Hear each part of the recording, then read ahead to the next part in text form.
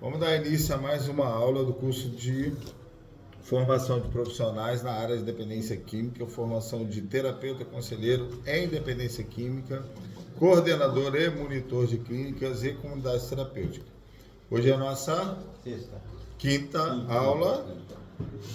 Ontem nós falamos bastante da matéria da história dos 12 passos. E hoje nós vamos falar sobre os 12 passos e os princípios espirituais dos 12 passos. Primeiro nós vamos ler os 12 passos, cada um lê um passo. Eu leio em voz alta para pegar aqui na câmera. Posso começar? E aí depois a gente vai rever os passos com os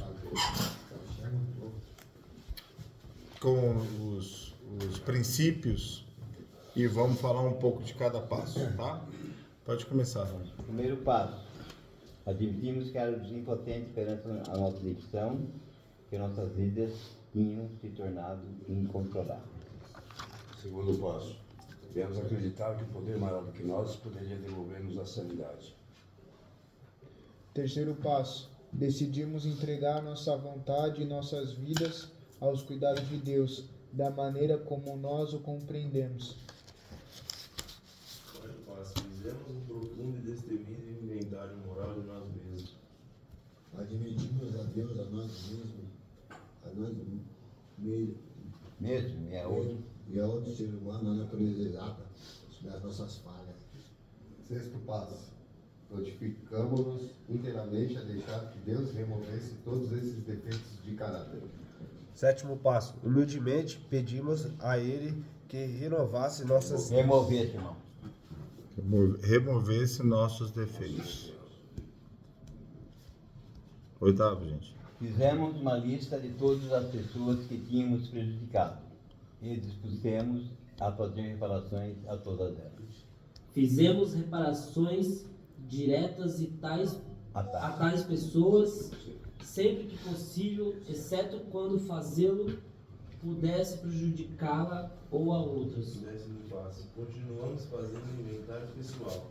E quando estávamos errados, nós admitimos prontamente. 11º passo. Procuramos, através de prece e meditação, melhorar nosso contato consciente com Deus da maneira como nós o compreendíamos, rogando apenas o conhecimento de sua vontade em relação a nós e o poder de realizar essa vontade. 12º passo. Tendo experimentado um despertar espiritual como resultado desses passos, procuramos levar essa mensagem a outros adictos e a praticar esses princípios em todas as nossas atividades.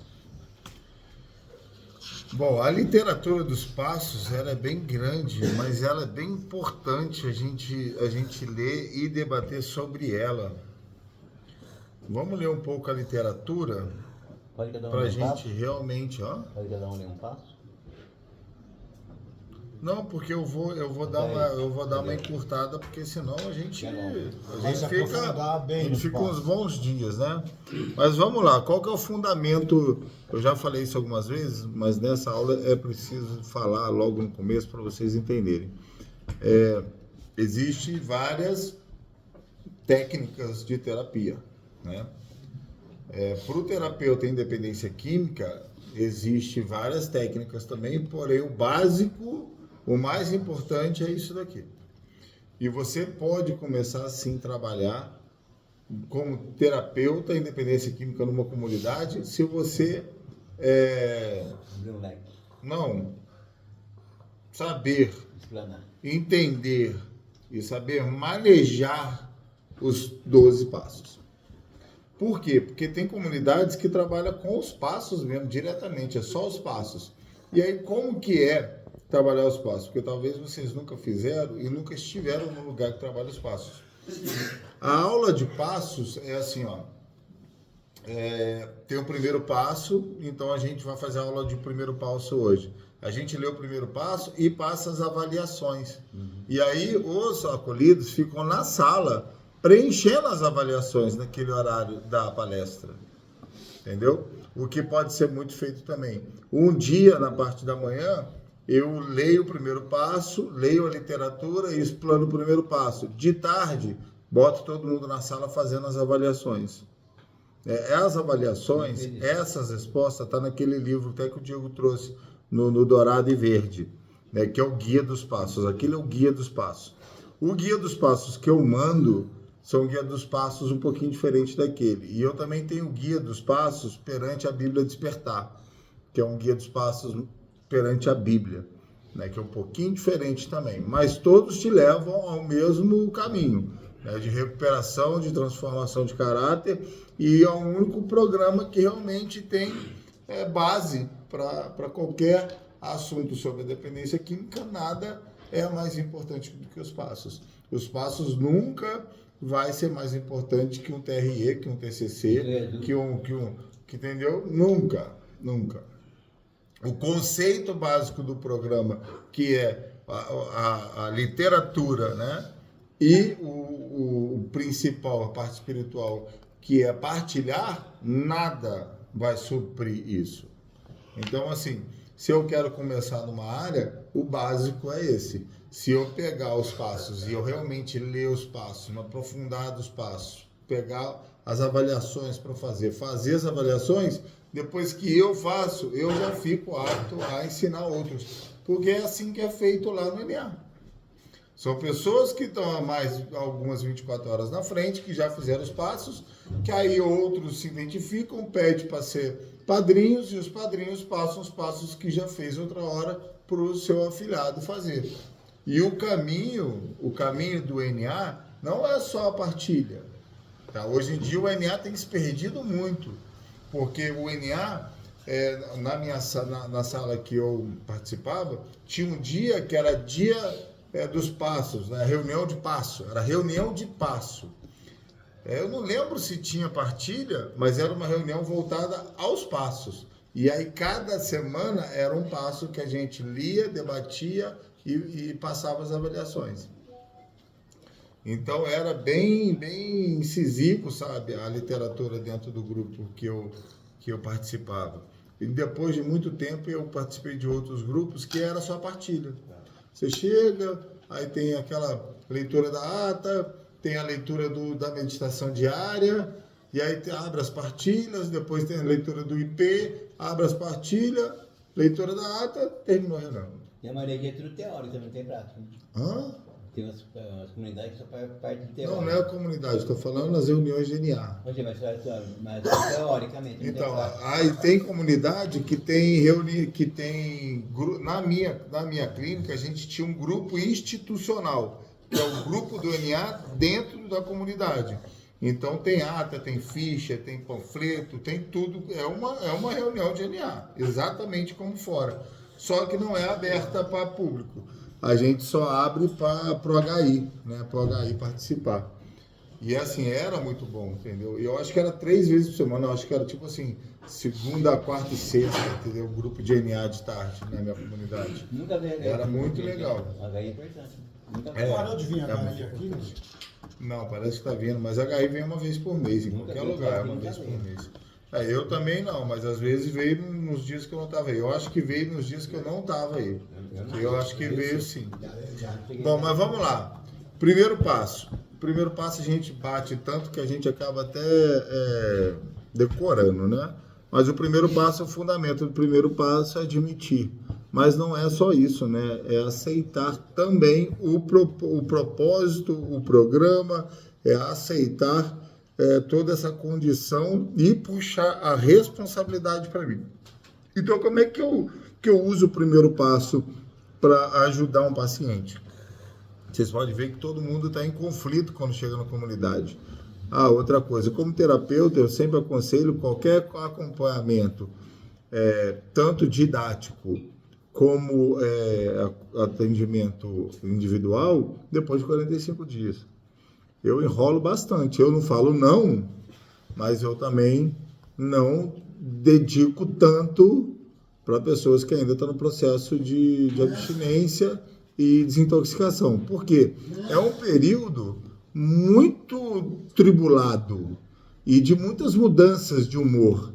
Então, muita coisa que você fala no outro dia...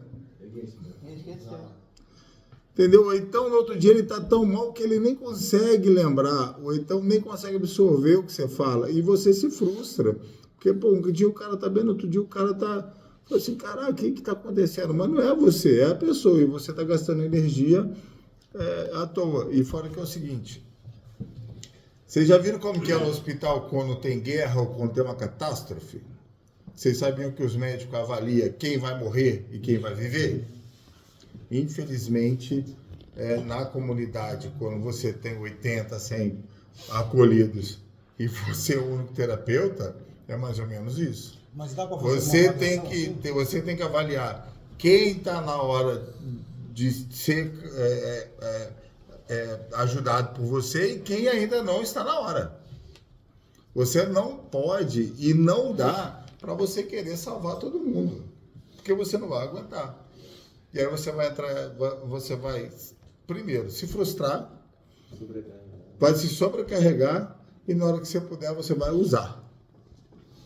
Você vai acabar recaindo por causa do excesso de trabalho e frustração que você vai ter. Então, assim, tudo tem que ser moderado. Eu quero ajudar, mas primeiro eu, bonitão. Porque eu não tenho como te ajudar se eu não estiver bem. Então, assim, a minha carga horária, os meus dias de folga, o meu descanso é prioridade para mim. Por isso que eu brigo tanto quando vai no meu quarto. Eu brigo mesmo, que é para não voltar mesmo.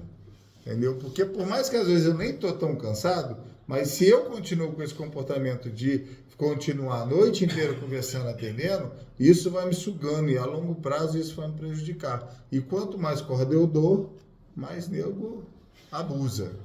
Então, quando eu tiro plantão em comunidade, eu me policio muito para mim não passar do tempo e para me ter realmente um momento que eu possa me desligar da comunidade. Como que eu faço isso?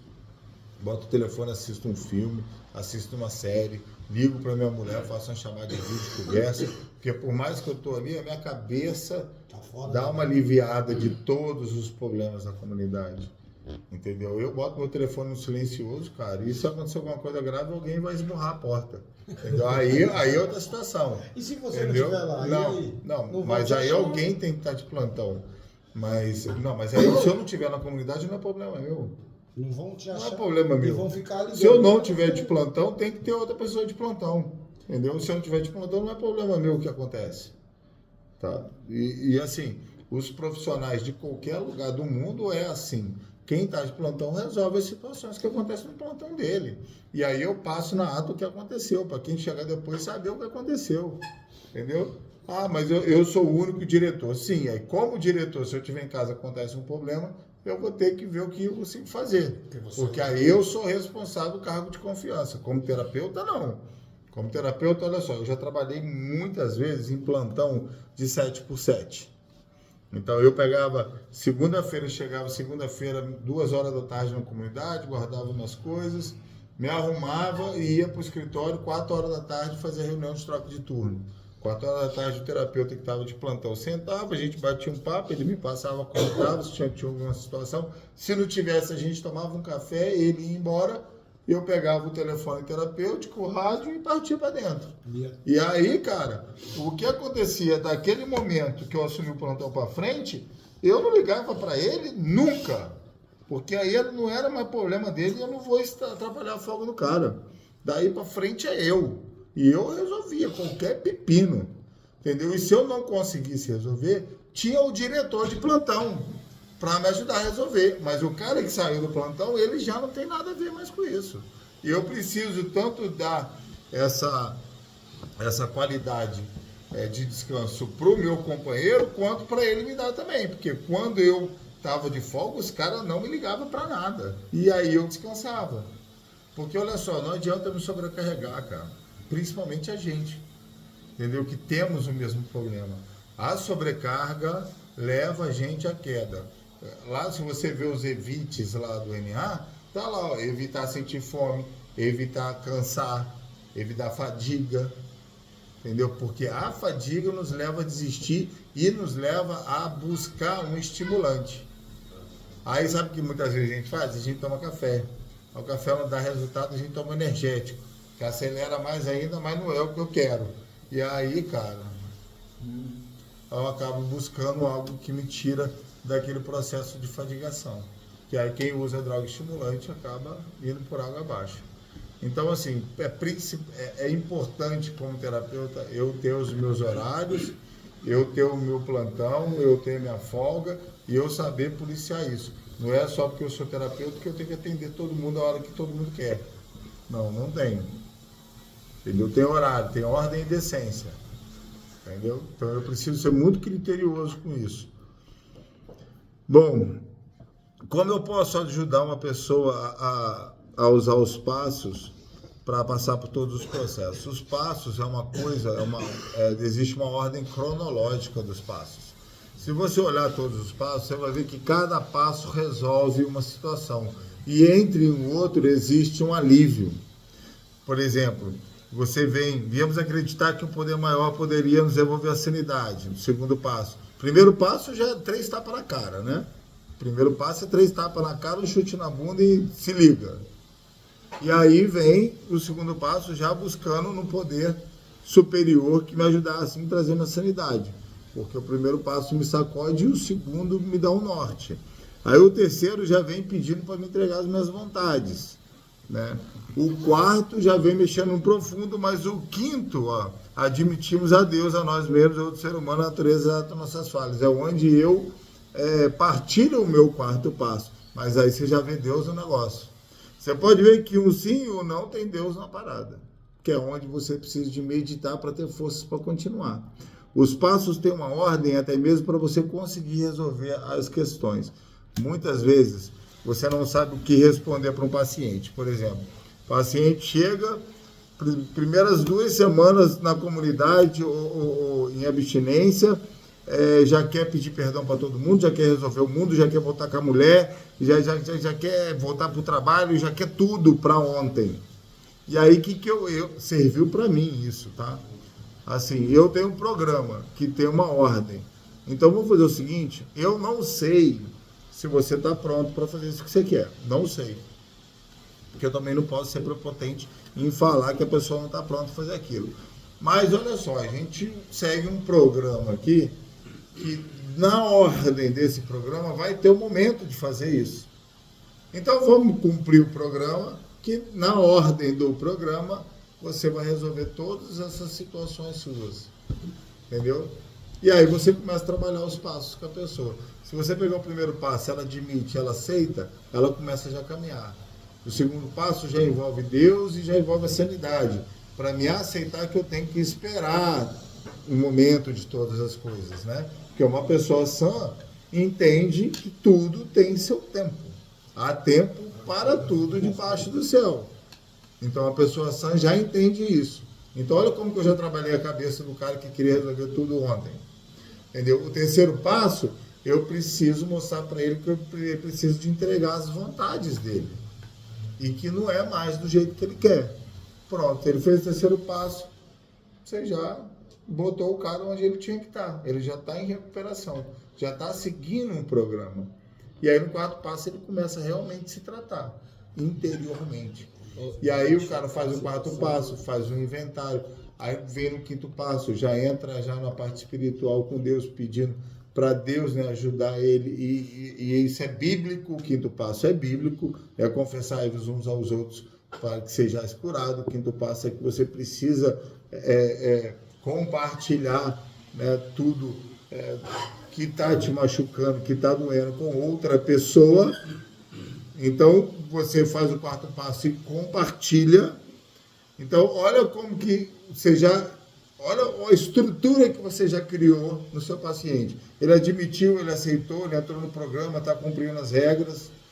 Segundo passo, ele já buscou sanidade, botou a cabeça no lugar. Terceiro, ele entregou as vontades dele. Ele já não está aquela história de reclamar do horário, reclamar de tudo, reclamar daquilo. Ele já está aceitando tudo, tanto fora como dentro da comunidade. O quarto passo, você começou a realmente trabalhar com ele. Descobrir as situações que ele se encontra. Não, o quarto passo aí, né, já... O quarto passo já é incisivo, o quarto passo já é terapia pura, né? Você já entrou dentro do cara e já começou a ajudar ele. O quinto passo, ele já está já perdido, né? Tá Está anestesiado de tanta coisa que mexeu no quarto passo que ele está anestesiado. E aí busca em Deus e compartilha. E aí tudo que mexeu, ele compartilhando, cura. E aí o cara, olha o cara que outra hora não sabia nem o que estava acontecendo e agora ele passou pelo processo de 5 passos. Ele já equilibrou. O cara chegou no 5º passo, ele equilibrou, bicho. Ele está equilibrado. Entendeu? Fora que 5º passo aí já foi 2, 3 meses.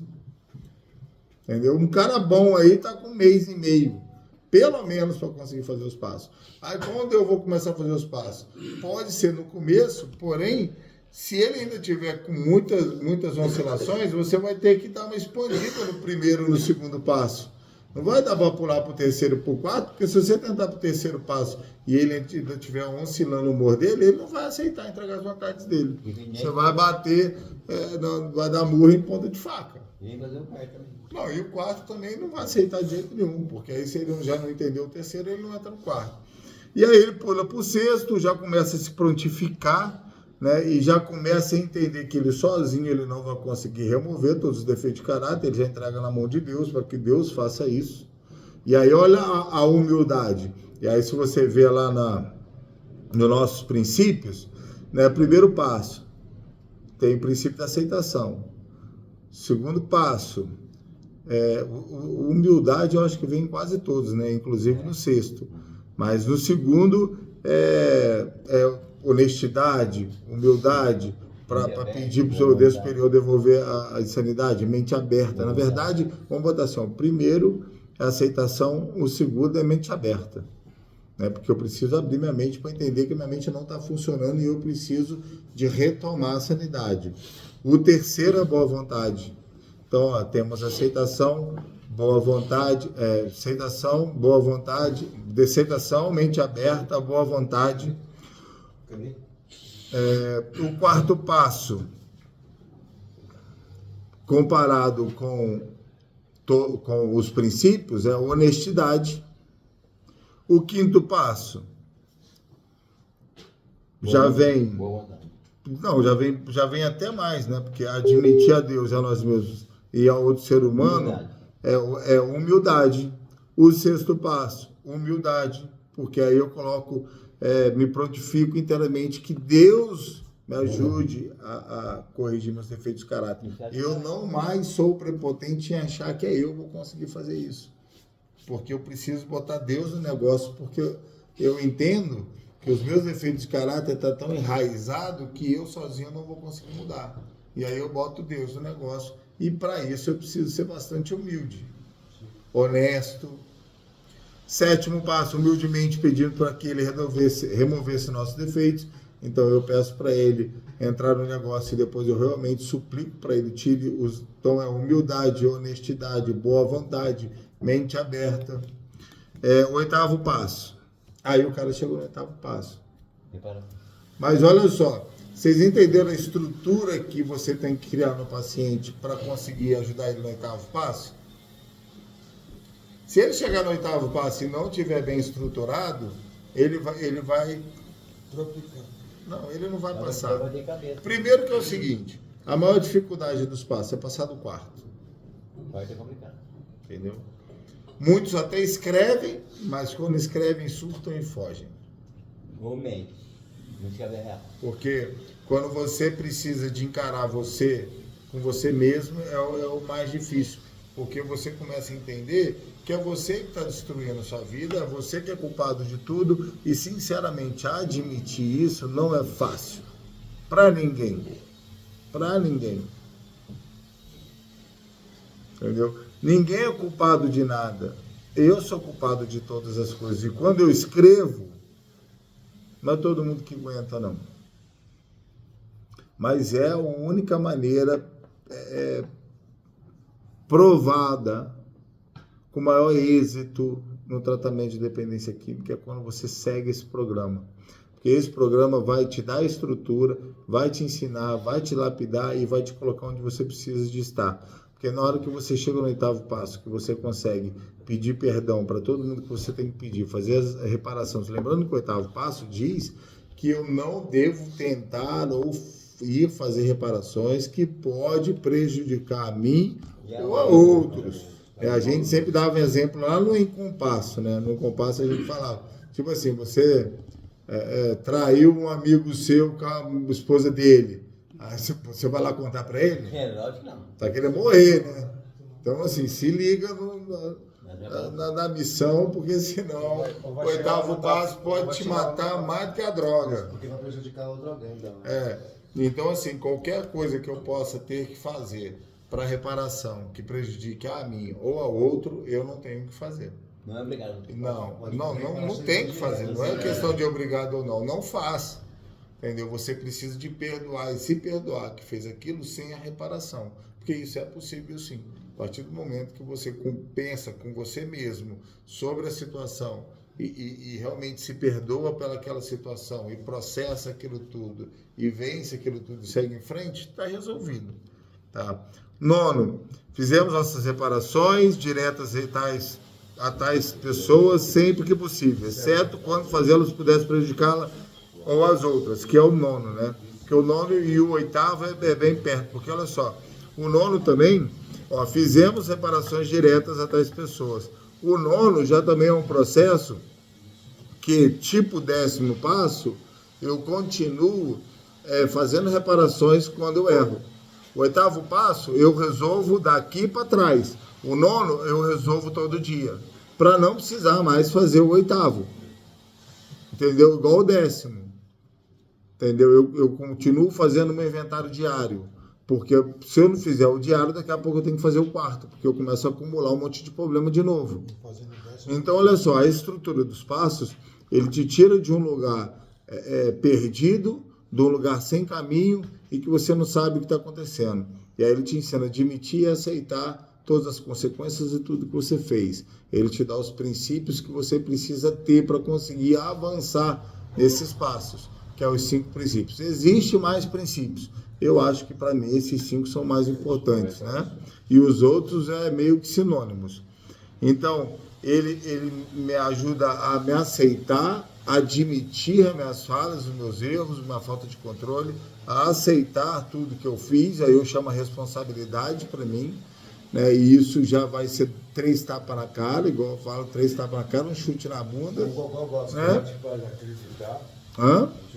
E aí ele me ensina a buscar num poder superior que ele vai me ajudar a retomar a sanidade, porque talvez eu sozinho não consigo, e aí eu já trabalho a minha humildade, porque quando falo que eu preciso de alguém, até de Deus, às vezes eu já sou prepotente em falar que eu não preciso de ninguém, e aí eu começo a buscar a minha espiritualidade, e aí vem vindo os passos, eu faço o inventário, eu partilho, eu busco em Deus para remover todos os meus defeitos de caráter, eu peço, depois eu suplico, né? E aí eu vou fazer as reparações. O problema é o seguinte, eu sou um cara que eu dei sorte nas reparações, mas a gente precisa de pensar, você sabe que o 8º passo é escrito, né?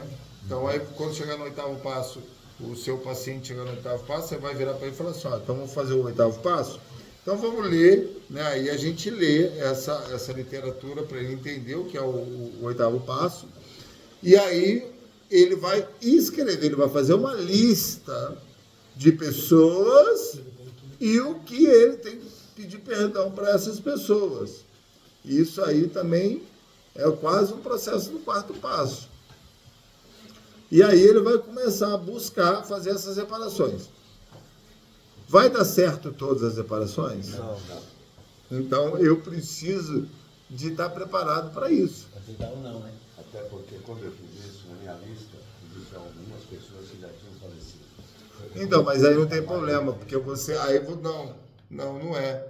Porque olha só, se não houver maneira de fazer a reparação, é eu comigo mesmo. Porque, na verdade, se ela estiver viva, também não importa para mim a resposta dela. O que importa é o constrangimento que eu vou ter de assumir o meu erro. É isso que as pessoas não entendem. E aí, como que você vai resolver o seu 8º passo com as pessoas que já partiram? Com o seu padrinho, com o terapeuta, com o companheiro. Você vai ler, você vai virar para ele e falar assim, poxa, posso partilhar com você? Eu tenho uma pessoa que eu preciso pedir perdão, pelas coisas que eu fiz, só que ela não está mais viva. Então eu preciso de falar para alguém o que eu fiz para essa pessoa. E aí eu vou contar para o Gonfa. Eu tinha esse amigo meu que já faleceu, pô, cara, eu enganei ele, menti para ele, né? Peguei dinheiro emprestado, falando que ia pagar, não paguei. Esse dinheiro prejudicou a vida dele. Eu sinto muito por ter prejudicado a vida desse meu amigo. Eu sinto muito, eu queria pagar ele, mas não tenho mais condições porque ele faleceu. Eu falando isso, eu estou me curando. O processo não tem nada a ver com ninguém. Tem a ver comigo assumir para alguém o que eu fiz de errado. É isso que as pessoas não entendem. Eu fiz isso ontem. Não precisa de ninguém. Ele é um desencargo de negócio. Não, olha só, eu preciso de assumir a minha mazela para alguém, para me saber, me sentir constrangido de ter feito aquilo. Para alguém. Tem que ser para alguém. Não precisa ser exatamente para a pessoa. Se houver a oportunidade da pessoa, beleza. Se não houver, alguém precisa te ouvir. Porque por mais que a pessoa não te julgue, porque não é com ela, talvez ela não tenha nenhuma emoção, mas você está compartilhando, está partilhando com alguém que pode te julgar ou não os seus atos. E é isso que vai doer dentro de você, quando você assume o que você fez. É isso que tem mudança. Olha só, a mudança é dentro de nós, quando nós partilhamos uma mazela que causamos o que a gente fez. Tem coisas que a gente fez que a gente não vai falar nunca para ninguém. E aí sabe o que vai acontecer com você? É reserva. Reserva. Aí você sabe o que é? Um bobo ignorante em terapia. É o que nós somos. Porque, presta atenção, se eu fiz algo que vai me arrastar para uma queda de depressão, de remoção, de sentimentos, de mal-estar, porque eu nunca vou ter coragem de contar para ninguém, então eu nunca vou curar, e aí eu acho que eu não posso contar porque eu fiz isso. O que vão pensar de mim? Tá me entendendo? Por isso que a gente não conta. Por isso que é importante contar. Porque, no fundo, nós temos essa vergonha do que fazemos. E quando nós vencemos essa vergonha, é aí que vem a cura. Uma vez, eu vou contar, mas vocês não repetem isso para todo mundo. Não. O problema é que eu estou gravando, não vou poder contar, não. Depois vocês me lembram que eu conto de um caso que aconteceu no grupo de GNA, mas assim, por alto. Ele chegou no GNA e confessou algo muito íntimo dele. Muito íntimo. E aí você sabe como que é, né? O nego rachou.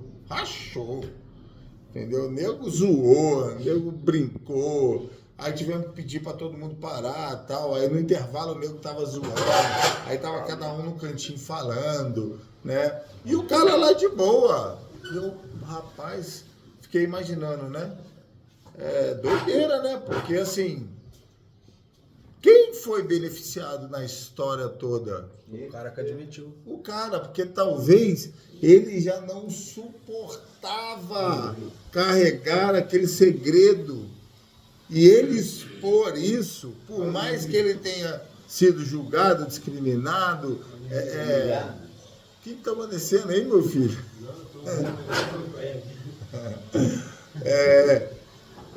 Por mais que as pessoas tenham feito de chacota a história dele, mas ele saiu curado, cara. Sim. E aí eu vou te falar, o que é mais importante, a minha cura ou o que pensam de mim? Porque na hora que eu estava revirando lixo, na hora que eu estava na rua usando droga, na hora que eu estava sendo criticado por toda a minha família, por todo mundo que eu amo, porque eu estava usando droga, eu tinha abandonado todo mundo, ele não estava ligando. E agora eu sou o bambambam que eu não posso me curar, porque eu não quero contar para as pessoas as coisas que eu fiz, que pelo amor de Deus, rapaz, que loucura é essa? E ainda pode falar mais gente se incentivando, né? E fora que é o seguinte, sim, quanto mais você partilha, mais você se cura, mais você incentiva as pessoas a se curarem também. Porque qual que é o mistério de hoje em dia? O mistério de hoje em dia é que as pessoas se preocupam muito, vivem muito de ilusão, de aparência, não se assumem, não vivem o que dentro é o verdadeiro, né? Eu vivo numa fantasia, porque se eu for, quem eu realmente for, né? Ninguém vai gostar de mim. Então, eu uso uma máscara de uma outra pessoa para me conseguir a aceitação. Fosse uma só, tava bom, são várias máscaras. Pra cada Só que a máscara cai, bonitão. E aí quem geralmente vê quando a máscara cai é as mulheres que estão mais íntimas, né? Que estão dentro de casa, que estão convivendo mais perto. Porque você pode até carregar essas máscaras por um tempo, mas uma hora ela vai cair. E aí a vergonha vai ser muito maior. Muito maior. Porque as pessoas que te conheceram através daquela máscara, quando te ver na realidade, elas vão se assustar. E a primeira coisa que elas vão fazer é te repelir, te repugnar. Porque elas vão perceber que você é duas máscaras, que é duas caras, entendeu? Então, assim, é muito mais fácil a gente ser honesto, verdadeiro com as pessoas que vai principalmente caminhar dos nossos lados, do que a gente tentar fingir uma coisa que nós não somos. A partir do momento que eu tive um problema, uma compulsão, foi necessário uma intervenção familiar, a partir do momento que eu identifico que eu tenho um problema e aí eu fico escondendo isso e começa um relacionamento, tanto de amizade quanto interpessoal ou amoroso com outra pessoa, e não falo para ela onde ela está se metendo, eu estou sendo covarde. E é isso que os passos me ensinam. E é isso que essa estrutura dos 12 passos vai me levar. Por quê? Porque na hora que eu chego no 10º passo, que eu começo a fazer meu inventário diário, todo dia que eu botar a cabeça no travesseiro, eu vou ter que pensar no que eu fiz no dia. E aí no dia eu vou pensar, poxa, conheci essa pessoa, né? Parará, mas ela não sabe quem eu sou de verdade. E aí os passos, o programa vai te dar a marretada médica, né? Mentiroso. Cadê os princípios de ser humilde para confessar quem você realmente é? Cadê a mente aberta para aceitar? Cadê a boa vontade? Cadê a aceitação? Cadê a humildade, a honestidade? Cadê? E aí, deixa eu te falar, às vezes você está lá no 10º passo, indo bem pra caramba, e por causa de uma situação dessa, você começa a mentir. Aí numa hora que a pessoa descobre, você vai recair emocionalmente, jogando toda essa estrutura embaixo, simplesmente porque você não seguiu os princípios. Porque olha só o que fala no 12º passo. Tendo experimentado um despertar espiritual, ao longo dos passos, eu tenho um despertar espiritual de ser eu verdadeiramente, tá? Como resultado desses passos, procuramos levar a mensagem a outros adictos e praticar esses princípios em todas as minhas atividades. E quais são os princípios? Esses 5 principais. Então eu tenho que praticar esses princípios no meu trabalho, no meu dia a dia, na minha musculação, na minha alimentação, no meu relacionamento, em tudo. Porque, conseguiu? Porque senão eu vou estar indo contra, e isso vai dar errado, queridão. Vai dar errado e vai me derrubar. A partir do momento, eu preciso explicar muito bem explicado que os 12 passos vai criar uma estrutura no meu paciente que vai colocar ele de pé e vai fazer ele retomar tudo. Porém, tem uma estrutura, um princípio que tem que ser levado a sério. Todo dia eu pratico os meus princípios em todas as minhas atividades, continuo fazendo meu 10º passo diário, que é onde eu vou, com a minha crise de consciência, todo dia me moldar, todo dia pensar em mim, todo dia eu ver qual é o meu ponto fraco. E todo dia, se eu sou terapeuta de um paciente que tem esse problema, que já está nesse nível, eu tenho que ajudar ele a fazer o quê? Olha só, todo dia quando você for fazer seu 10º passo, né, como no fim do dia, e você vê que falhou, e isso pode causar um desequilíbrio emocional, você me liga. Porque aí é onde você vai vir com uma partilha de força, fé e esperança, dizendo que isso é normal, dizendo que isso é o processo, né, que vai haver falhas, porém eu não posso desistir e jogar tudo pro alto. Vocês estão entendendo a estrutura dos passos? Acho que a gente ainda tem uns minutos para terminar só essa estrutura que a gente pincelou todos os passos. Alguma pergunta, gente? Não. Você falou sobre a Não, importância eu da compro partilha, também. né? Bom, os 12 passos, eu acho que eu ia falar algo que eu esqueci. O 10º passo, então, o 9º passo e 10º passo. Depois que eu crio toda a estrutura dos 12 passos, ajudando tanto a minha, né, porque aqui serve pra gente, eu criei a estrutura dos 12 passos. Tá? Eu terminei meu 12º passo e já estou levando a mensagem ao adicto que ainda sofre. E estou praticando os princípios em todas as minhas atividades. E aí, qual que é a manutenção dos passos? Né? O que eu, depois que eu termino, por que muita gente faz os passos e recai? Porque não entende que os passos não é um programa que existe um fim. Porque como ele é crescente, né, ele tem uma cronologia tanto de todas as estruturas, as pessoas acham que quando chega no 10º passo está curado e pode voltar à vida normal e acaba recaindo, começando de novo. Mas não é, porque se você lê a literatura, se você lê os passos, está bem nítido e escrito no 9º e no 10º passo a necessidade de manter fazendo o 9º passo, que é as reparações diárias, o 10º passo, que é o inventário diário. É a manutenção, né? Para quê? Para mim não mais prolongar ou criar ou juntar problemas que possam me levar a um desequilíbrio emocional novamente. Qual que é o problema? Quanto mais você trabalha, porque você tem uma outra perspectiva. É que nem você, até quando você assiste um filme, né? Seja ele terapêutico ou não. À primeira vista você tem uma impressão, na segunda você tem outra, você começa a identificar mais os detalhes. Sim, exatamente. Tem coisas que o nosso cérebro ele armazena lá atrás que a gente não lembra a primeira vez. Vai cair nos fichas conforme a gente vai abrindo a nossa mente, porque daí a gente vai tirando as trancas. Você não consegue enxergar tudo na primeira vez. Conforme você vai vivendo e amadurecendo, você vai enxergando. E fora que, dentro das possibilidades que você está vendo, você pode trabalhar de novo para ajudar a se organizar. Exatamente. Até mesmo os passos, a gente pode voltar quando um paciente ou um cliente está fazendo os passos com a gente, durante os passos. Se houver alguma coisa que a gente possa identificar que é necessário voltar para refazer, para resolver isso, para continuar, é necessário. Muita gente não gosta, né, de retroceder, mas muitas vezes é necessário. Principalmente quando você passa do 4º passo, está no 5º, no 6º e acontece um problema. Vai ter que voltar para o 4º. Entendeu? Porque alguma coisa lá no 4º não foi resolvida. E geralmente essas reservas, tá? O 4º passo sempre deixa reserva. Por quê? Porque as pessoas simplesmente fizeram coisas que não quer que ninguém saiba. E sentem vergonha daquilo. E de alguma forma nunca vão falar, talvez. E essas pessoas. Aí você sabe, olha só, você sabe qual que é? É muito interessante isso. Pensa comigo aqui.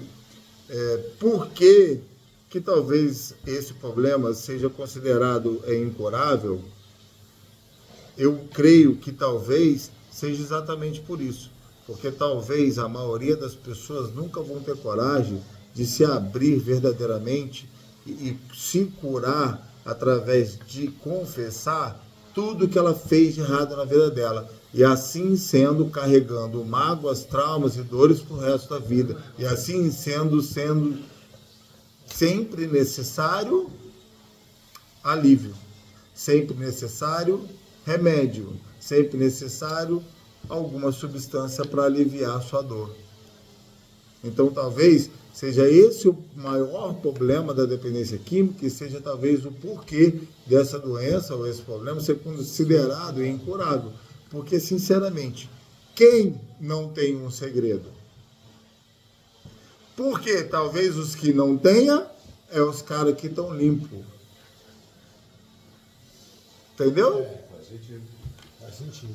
Porque quem não tem... Olha só, se o problema da adicção é um problema causado por causas, e se eu resolvo todas as minhas causas, automaticamente eu tenho que ser uma pessoa que já controla a vontade de usar, porque não mais é necessário por causa de alívio. E sim, eu posso sentir vontade para curtir a brisa. Mas a brisa não é tão necessária ao ponto de eu destruir na vida por ela.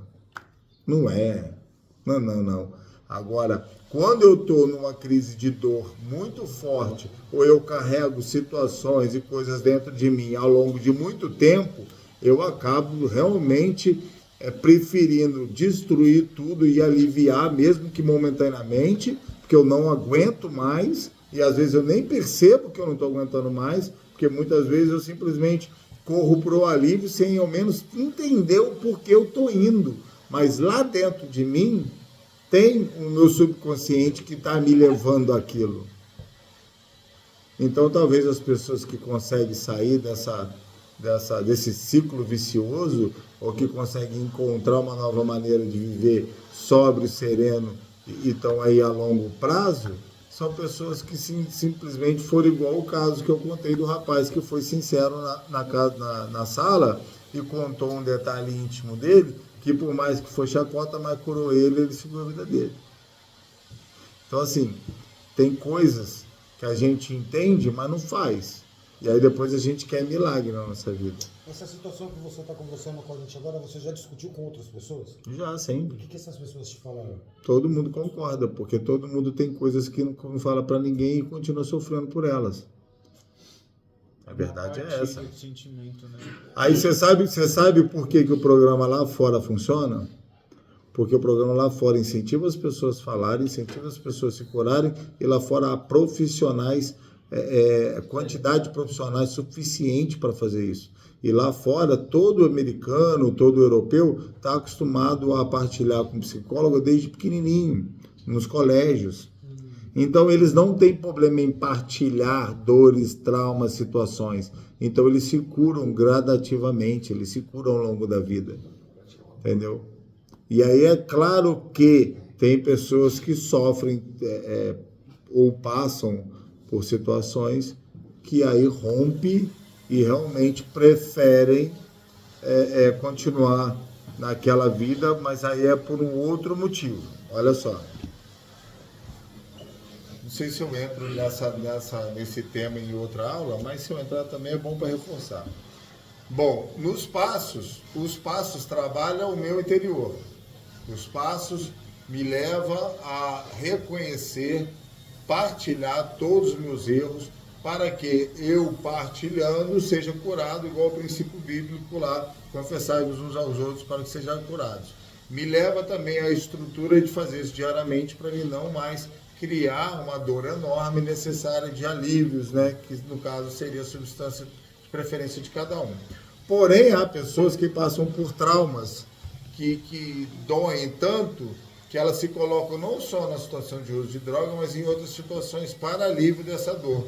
E certas pessoas sentem uma dor tão grande que elas nunca vão contar para ninguém disso e vão correr disso sempre. Essas pessoas, as maiorias, são os andarilhos. O andarilho, se você parar para conversar, e isso eu já fiz na época que eu era missionário, se você parar para conversar com o andarilho, ele entra na Dutra, no Rio de Janeiro, e sai em São Paulo, e se você perguntar para ele o que ele fez ao longo, né, de, eu acho que é uma semana que eles demoram, do Rio a São Paulo a pé, se eu não me engano é uma semana ou 10 dias, não sei. Eu sabia direito, hoje eu não estou lembrando. Eles não lembram. Eles só lembram de estar entrando e de estar saindo. Porque quando você entra numa situação tão longa e dolorida e de sobrevivência, que é ir de um estado para o outro a pé, ou viver na rua, você entra num modo de subsistência ou de sobrevivência, que faz você não pensar em mais nada a não ser sobreviver. E isso te alivia das suas dores. Se você pegar um andarilho, eu já fiz muito isso. Isso eu fiz, tá? Porque a minha clínica era na beira da Dutra. Então, muitas pessoas, o andarilho, que ia no meio do Rio para São Paulo. Então, eles entravam muito em Itatiaia para beber e para comer alguma coisa. Dizer que lá os melhores ares do mundo. O que? Itatiaia? Itatiaia e aí, quando eles entravam lá, geralmente tinha umas igrejas que eram na beira da Dutra, que eram de amigos meus, que eu sempre pregava muito lá. Então eles me ligavam. Ô Brandão, tem um pessoal aqui e tal, tá ali, você não tem como acomodar eles aí, acolher eles, eu acolhia. Aí eles levavam lá, levavam umas comidas, ajudavam. E aí o andarilho, ele entra, come, toma banho, dorme. No outro dia, cedo, ele... Você sabe por quê? Porque assim que ele desliga o modo de sobrevivência, que ele agora ele tem comida, lugar para dormir, lugar para tomar banho e água, a memória vem à tona, todo o sofrimento. E aí ele sai correndo para voltar naquele modo, para simplesmente não pensar mais. E aí numa época a gente estava fazendo uma pesquisa na rua, fazendo entrevistas com andarilhos e moradores de rua. Eu conheci um morador de rua que falava 5 línguas. Mas você escuta muito isso e os caras nem falam, né? Fica fingindo que tá falando. Mas eu, como eu falo 3 línguas, eu comecei a conversar com ele em inglês e ele realmente falava. Eu falei espanhol e ele realmente falava. Entendeu? Ele realmente falava. Era um cara culto e ele vivia sorrindo. Uma felicidade, tipo assim, pô, como é que um cara tá morando na rua tem essa felicidade? Porque ele gera essa máscara para simplesmente esconder para ele mesmo todo o sofrimento. E o morar na rua é mais forte para alívio de uma dor ou de um trauma do que até mesmo usar droga. E se você parar, não sei se vocês já pararam na rua, quem mora na rua não usa tanta droga não. Não usa não. Mas usa qualquer coisa, mas não importa se tem ou se não tem. O morador de rua come e dorme. O cara que tem casa, que é dependente químico, que tem uma estrutura, fica 3, 4, 5 dias, uma semana usando droga. O morador de rua não, porque o estado dele estar na rua já adormece e alivia toda a dor traumática que ele possa ter. Então aquele estado já está aliviado. E aí ele usa droga esporádica e quando consegue ou não, porque aquilo já vai ajudando um pouco mais também, né? E aí tem o vício, tem todo o relacionamento com a droga, né? Mas que é muito menor, às vezes, do que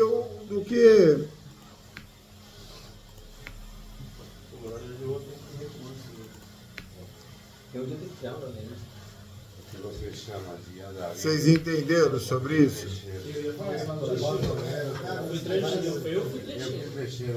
Então, o trecho é uma forma de fugir das minhas dores. Entendeu? Não, eu fujo de mim mesmo, eu estou fugindo de mim mesmo.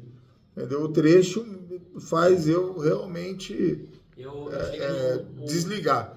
Bom, a gente conseguiu fazer toda a estrutura dos 12 passos. Vamos terminar essa primeira parte. Eu acho que ficou muito bem explicado os passos. Viu? Eu acho que eu nunca consegui dar uma aula tão rápida de passos igual hoje.